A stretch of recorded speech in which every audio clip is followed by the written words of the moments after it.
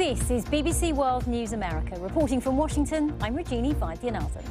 President Trump's off to Asia. 5 countries, 12 days, and plenty on the agenda, including how to deal with the nuclear threat from North Korea. A military court spares Bowe Bergdahl a jail sentence, but dishonourably discharges the US soldier who deserted his post in Afghanistan. President Trump calls it a total disgrace. And his work's given us goosebumps for decades. Tonight we hear from the artist who's brought millions of children into an imaginary world.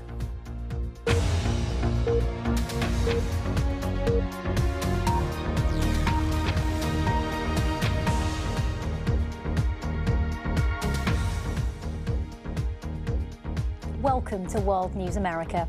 President Trump's currently on his way to Asia for a high-stakes tour, the longest by any US president in over 25 years.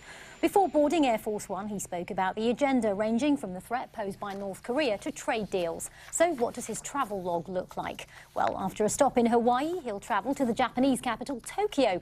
Then he's off to Seoul in South Korea. From there, he heads to Beijing, with the China stop being one of the most anticipated of the trip. After that, he jets off to the cities of Da Nang and Hanoi in Vietnam, before ending his trip in the Philippines' capital, Manila. Well, for more on what we can expect, I'm now joined by Robert Daly, the director of the Kissinger Institute at the Woodrow Wilson Center. Thanks very much for joining us. It's a punishing schedule for President Trump. How high are the stakes? The stakes are not terribly high, certainly in China or in Southeast Asia for now. In South Korea, they may be very high because recently the South Korean President Moon has drawn a little bit closer to Xi Jinping. I think that Trump primarily is going to want to make a good impression against the background of his difficulties here at home, of which his Asian audiences are going to be very aware. Trade is a big factor in this trip. What can the president expect to come home with? He is going to come home mostly with minor deals and some vague assurances, but he will probably not get, at least from China, any structural changes to the American trade or investment relationship with China, which is what he really wants. Xi Jinping just had a 19th Party Congress that elevated him to an extremely strong position. He likes the current state of U.S.-China economic relationships. He doesn't have many asks for Donald Trump, and there's no particular reason that he has to give him anything big. So he'll be courteous, he'll be a very good host, and he'll order some airplanes and some other goods, but structural changes are not in the cards. You talk about China being a very good host. I've been reading that China are calling this a state visit plus, so they're rolling out the red carpet and more. They're rolling out a very thick, wide, long red carpet, and what this is really code for, it would seem, is that they think that through flattering President Trump, they can get him to not lean as hard on them and to perhaps praise Xi Jinping as he has in the past as being powerful, speak about how much he respects him. They would like a purely ceremonial meeting, and they think that flattery is the way to get that. Of course, it's not just China, other stops in the region that are crucial when it comes to trade. What do you think are the other stops that we should be looking out for? Well, we should listen to President Trump's speech at the APEC meeting in Vietnam, when it is expected that he will roll out a new grand vision, or it may be just a grand phrase, for America's relations in the region. He's going to talk about a free and open Indo-Pacific. He's going to broaden the chessboard, not just Asia-Pacific now, but Indo-Pacific. This is a bid to bring India into play, together with the United States, Australia, and Japan, in part to counter China's growing strength. But he's not going to be credible in that unless he has a real plan for economic re-involvement with the region. And of course, this comes after he pulled out of the TPP, the Trans-Pacific Partnership. Right. So how much might that dominate? That is going to form the background. Pulling out of the TPP convinced a lot of players in the region, including American partners, that we're not committed to leadership and an active presence. The message that sends to them is maybe it's time to bandwagon with China, which is already their primary trading partner. So if he's going to overcome that impression, he's going to need more than slogans. He's going to have concrete proposals for getting America re-involved. Yeah, well, it's going to be a very interesting trip. Thanks so much for joining us, Robert Daly. Thank you. Well, as we've said earlier, the nuclear threat from North Korea is also bound to be one of the key areas of discussion. In recent months, the rhetoric between Washington and Pyongyang's reached new levels. Key to the US strategy is being prepared for every scenario, and that's why American troops in the region are key. The BBC's Rupert Wingfield-Hayes has taken to the skies with them. At Gunsan Air Base in South Korea, the US Air Force is practicing for war with North Korea. I'm riding with Colonel Stephen Tittle, call sign Wolf 2. Today's mission is called a red flag, simulated air-to-air combat. Our role is to act as a North Korean intruder. Okay, so they're off our coast now, about 7 miles. We're going to go ahead and we're going to engage them. Okay. So they're ahead of us. Are they coming towards us, or? Absolutely. One on each side of us. So they'll come past. Okay, we're going to engage the one on the right side. And we're passing us right over the top of us. Whoa. That is... Okay, there's a second one coming in. Now we've got them both on the same side. Okay, I can see him above us, yeah. Which is an adversary is exactly what I was hoping would happen. This is not a game, especially with President Trump talking about war. If there were a conflict, you have a fairly daunting task. Any conflict, and especially this conflict, is one that you really don't want to see if you can avoid it. But if it does come to that, there's no better fighter wing in the world prepared to deal with the threat that we deal with out here. As President Trump arrives in Asia, intelligence reports say Kim Jong-un may be preparing more missile and nuclear tests. After the last test, this was President Trump's chilling response. Rocket Man is on a suicide mission for himself. The United States has great strength and patience. But if it is forced to defend itself or its allies, we will have no choice but to totally destroy North Korea. Such hardline retic has its supporters here. In Seoul, I met this North Korean defector who once served in Kim Jong-un's personal guard. We've had to protect his identity. I think there needs to be an outside shock to the system. To shake the entire North Korean regime, there needs to be more than just words. On Thursday, the US once again flew B-1 bombers across the Korean peninsula. Diplomats call this coercive diplomacy.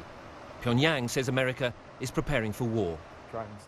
Robert Garlucci is the only US official to successfully negotiate a North Korean nuclear freeze. He says there is now a real risk of war breaking out by accident. This is not a disagreement over fishing rights. This could go bad very, very quickly. And it could go very bad very, very quickly. And a lot of people can die very, very quickly. Out over the Yellow Sea, the wolf pack is heading home. And how often do you practice like this? Daily. They do tactical missions to keep them at their very sharpest. They do that every day. For 6 decades, America and its allies have kept the peace here by practicing for a war they hope never to fight. As President Trump crosses the Pacific, that peace has rarely felt more fragile. Rupert Wingfield-Hayes, BBC News in Gunsan, South Korea. And we'll have full coverage of the President's trip to Asia here on BBC World News and on the website. US soldier Bowe Bergdahl's been spared prison time but was dishonourably discharged from the service today by a military court. The punishment comes after he deserted his post in Afghanistan in 2009, endangering fellow troops. Bergdahl was then captured by the Taliban and spent nearly 5 years in captivity before he was released in exchange for 5 Taliban detainees. The BBC's Barbara Plett-Usher joins me with more on the case. Barbara, why did the military court decide to spare him prison time? Actually, Rajini, the judge didn't say why he made the decision he did, but he did choose that more lenient approach that the defense had argued for. And the defense said, yes, Sergeant Bergdahl had done a bad thing by abandoning his post, but he paid for it very dearly. He was held captive for 5 years in brutal conditions. He was tortured. He was neglected. And also they said there were some mental health conditions that had been a factor. The prosecution, on the other hand, said, yes, he did suffer, but so did the soldiers in his unit. They were sent out hastily on these dangerous rescue missions. Some of them were injured, one of them quite severely, and therefore, Sergeant Bergdahl should pay with a prison sentence. The judge rejected that argument. Very controversial case.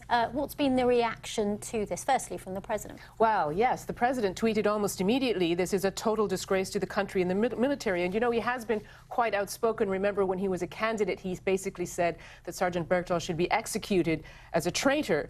Now, you can criticize the president for saying such things, especially now as he is the commander-in-chief, and certainly the defense have criticized him for it. They said he created this lynch mob mentality. But the fact is, there are people in military and political circles who do see Sergeant Bergdahl as the villain rather than the victim in this case. So it has been a very divisive case, and it is a relief, of course, to Sergeant Bergdahl that he did manage to escape the prison sentence. And very quickly, of course, the terms of his release were very controversial. It was over a prisoner swap in the first place under President Obama. That's right. President Obama arranged this prisoner swap. 5 Taliban prisoners from Guantanamo Bay for Sergeant Bergdahl, and then all these questions about whether what he did was something that should have cost that much.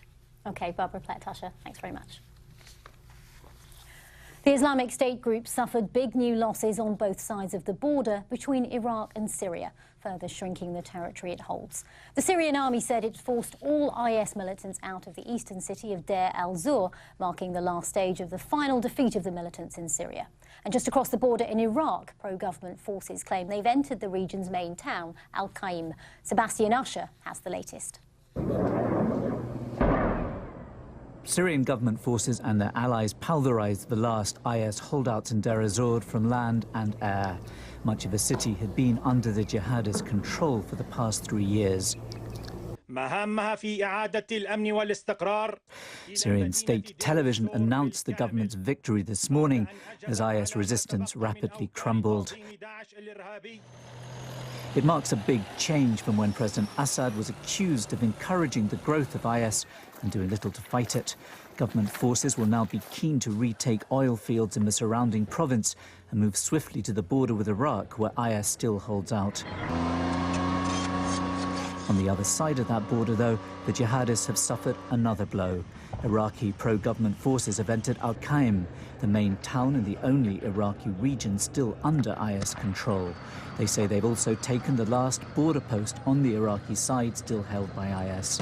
Another big propaganda blow to a group that once seemed to be masters of black PR. The Iraqi government is preparing to announce the complete territorial defeat of IS in Iraq, the speed of the group's losses both there and in Syria having intensified in recent weeks. But it won't be the end of the group or its ideology. And there are big concerns over the potential for conflict between the various state and non-state forces, loosely united in the alliance against IS, but now seeking their own advantage in the territorial vacuum left by the group's defeat. Sebastian Usher, BBC News. It's Donald Trump's favourite means of communication, but last night, for a whole 11 minutes, he was without Twitter. His account was briefly deactivated by a company employee, but he made up for it this morning with a string of messages, including a number on how the FBI and Justice Department should be investigating the Democrats. It's a theme he continued speaking to reporters right before he left for Asia. No, I'm really not involved with the Justice Department. I'd like to let it run itself, but honestly, they should be looking at the Democrats. They should be looking at Podesta and all of that dishonesty. They should be looking at a lot of things. And a lot of people are disappointed in the Justice Department, including me. Thank you, everybody. And joining me now is the BBC's North America reporter, Anthony Zerka. Anthony, it's like we've travelled back in time. Donald Trump asking for an investigation into the Democrats. Why now? Well, as you and I both remember from being out on the campaign trail, time after time, Donald Trump relished those lock her up chants. We heard it during the debate. He's quipping that Hillary Clinton should go to jail. I think now you have to look at these indictments of Donald Trump's campaign people on Monday. This is a chance for him to turn the attention, for the Russian investigation, turn attention on to the Democrats for a change. He's been tweeting about that for weeks, but this morning we saw the pace pick up considerably. So we heard just then he's trying to put pressure on the Justice Department, but what kind of pressure can he actually put on them? That's the thing. There's supposed to be a firewall between the presidency and federal investigations because these investigations aren't supposed to be politicized. But time and time again, you've seen Donald Trump lament this firewall, saying that, well, he campaigned on this. Now he really wants to see Jeff Sessions, who he's criticized in the past, look into Hillary Clinton and a variety of different scandals that he used to rail against. But Donald Trump is also talking about the New York attacker, saying he should get the death penalty. He said today Bowe Bergdahl should be going to prison instead of being let off. He doesn't seem to be all that interested in respecting this firewall between his presidency and the Justice Department. And we've heard that his Twitter account was shut down for some 11 minutes. He's back on Twitter today. Political oxygen cut off for some time. How consequential was that? Well, I think it's concerning. Twitter has said this was disgruntled an employee who, on his way out, turned off Donald Trump's account. But you've got to think, what kind of security is put in? They said they put in new security measures. But what if someone decided, instead of turning off the account, to tweet out that we were bombing North Korea? It could create an international incident. It could roil the markets. I mean, there's a real danger when the president relies on Twitter as the voice of his official presidency. Well, as always, it's great to have you with us, Anthony. My pleasure. Now, let's take a look at some of the day's other news.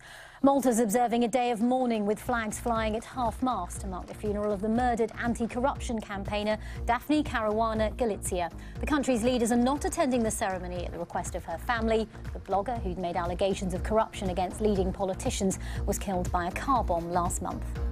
The parents of a teenage girl in India have caught their daughter's alleged rapists after police refused to take the case seriously. A crime was registered only after the parents, who are themselves police officials, personally caught the suspects and brought them to a police station in the city of Bhopal. A fast-track trial of 4 men has been ordered. The actor Kevin Spacey is being investigated by British police over an alleged sexual assault, according to a newspaper. The Sun claims a man aged 23 at the time made a complaint about the alleged incident in London 9 years ago. Police have confirmed they are investigating an assault, but won't confirm that the allegations been made against Mr. Spacey. A judge in Spain's issued a European arrest warrant for the ousted Catalan leader Charles Puigdemont, who's in Belgium. The warrant also covers 4 ex-ministers. The Belgian authorities have said they will study the arrest warrant. And it looks like a second night in jail for 8 former ministers from the Spanish regional government of Catalonia after they were charged with rebellion stemming from the disputed independence referendum. Tom Burridge reports, and there's a warning that there is flash photography. A week ago, they declared independence. Now, 8 former Catalan ministers are behind bars. They face charges of rebellion and were denied bail by a judge at Spain's High Court.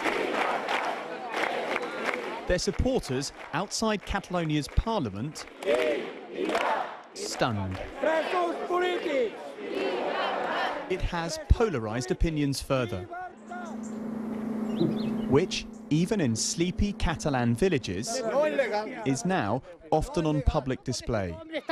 The abuse hurled at Jordi, a pro-independence councillor, at the local school where a month ago he, arms crossed at the front, led a human wall blocking Spain's civil guard. It's because of that disputed referendum that his political leaders are now in jail ahead of their trial. It reminds me more of a repressive state like Turkey than a country of the European Union. Lively discussions at home too. This family split on that key question. Who is in favour of independence for Catalonia? His sister is, his mum and dad are wavering. But Jordi is not. Las leyes se tienen que cumplir. Spain's laws have to be followed, he tells me, and those who don't should be prosecuted. Almost every day, a new chapter in this Catalan crisis. On the horizon now, regional elections. But with pro-independence leaders in jail, divisions below the surface are ever more entrenched. Tom Burridge, BBC News in Barcelona. You're watching BBC World News America. Still to come on tonight's programme. Apple fans are flocking to the stores today to get the new iPhone. But will the latest model live up to the hype?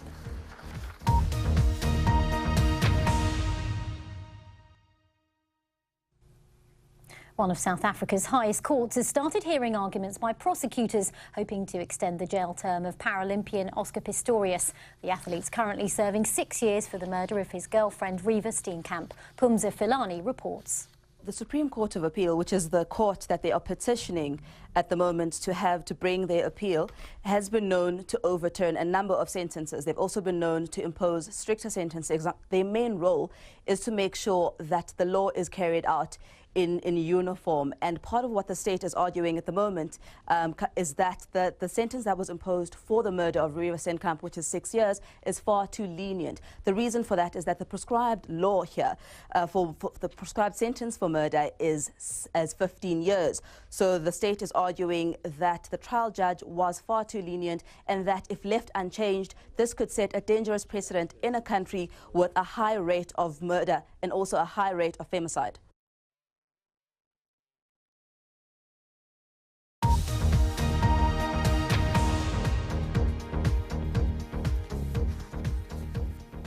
If you were near an Apple store today, you may have had problems getting down the sidewalk due to the number of people lined up to buy the new iPhone.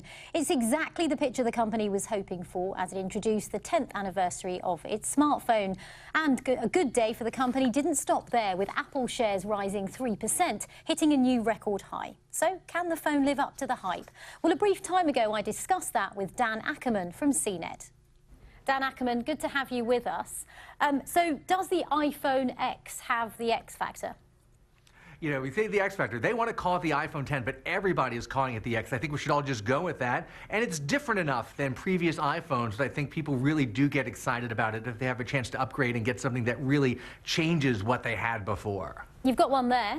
I do. I borrowed one right here to show off. What are the most distinctive features then so far from what you've seen? I mean, the big thing you see, first of all, is that the screen covers the entire front face of it. There's no more big bar at the bottom and at the top. So that's number one. And other phone manufacturers have done that for, you know, a couple of years now. Apple's only getting into that now. And of course, obviously, there's the face unlock system where you don't have the fingerprint reader anymore. You have to look at the phone to unlock it. In the tests that we've done, it seems very fast and very transparent to the end user. I think we're going to have to get a lot more phones into the hands of a lot more people under a lot of different circumstances, lighting and weather, time of day, to really see how effortless that is. You talk about facial recognition identification on the new phone. How much is this part of the future for all mobile phones? Yeah, I think biometric is really part of the future of how you unlock any kind of technology. Almost every laptop I use now has facial recognition login, and of course they almost all have fingerprint logins now too. The same with phones. Some other phones offer you options, however. They can do an iris scan, they can do a fingerprint, they can do facial recognition. But in all these cases, you always have a passcode as a backup, which frankly is more secure than any of those. And where does this iPhone stand with phones that we're seeing, or smartphones from other competitors? Yeah, this is a bit of a catch-up year for Apple. Companies like Samsung and other companies have had advanced phones with those edge-to-edge screens and facial recognition and a lot of these other high-end features for a year or two now. Apple likes to let other people get out first and kind of test drive that technology, but then people go, oh, my iPhone doesn't have a big enough screen, and now I don't know if I want to get one. And then they say, okay, here it is, after you've been waiting for it for a year or two. And we've seen a strong performance on the stock market today for Apple. Is this going to put investors' concerns to rest? Yeah, and it's not just this phone, this expensive phone. I think it's that Apple has sort of changed their game plan a little bit in that they keep older products on the market longer and they lower the price on them. So there's now like 5 different iPhone models you can buy starting at, I think, $350 for the old SE. And that means that people can get an iPhone at a bunch of different price points, and that really helps them, frankly, move more phones and get people into the iPhone ecosystem. And then later they can trade up and get a more expensive one. Dan Ackerman, thanks very much for showing us the new iPhone. Good to have you with us. Thank you. And one thing many iPhone users will want to know is whether the battery lives on the new ones last any longer. Well, Dan Ackerman said that they are a little bit better. Moving on, though, Halloween may be over, but we do have one last treat for you on the programme. If you had children in the 1990s, or you were one yourself, then you likely read the Goosebumps books. They were a major hit here in the US. The tales have frightened and delighted young readers for 25 years. The cover art's just as much of a standout as the stories themselves. Recently, we spoke to the man behind the spooky illustrations. He's Tim Jacobus. As a kid, Scary stuff wasn't my thing. I was afraid of scary movies.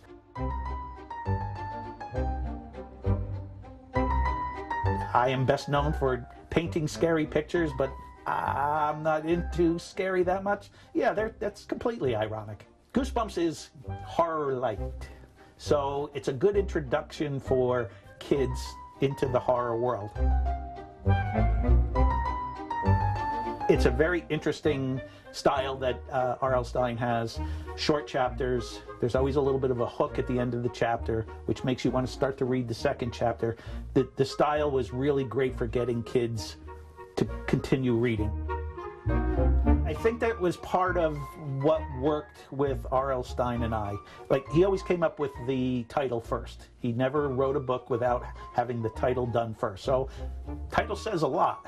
And then get a short description, and for whatever reason, those things really were easy. They would pop in my head, and I go, all right, yeah, I got an idea for this. The fact that, you know, that we've done these books and they got popular, that was just one thing in itself.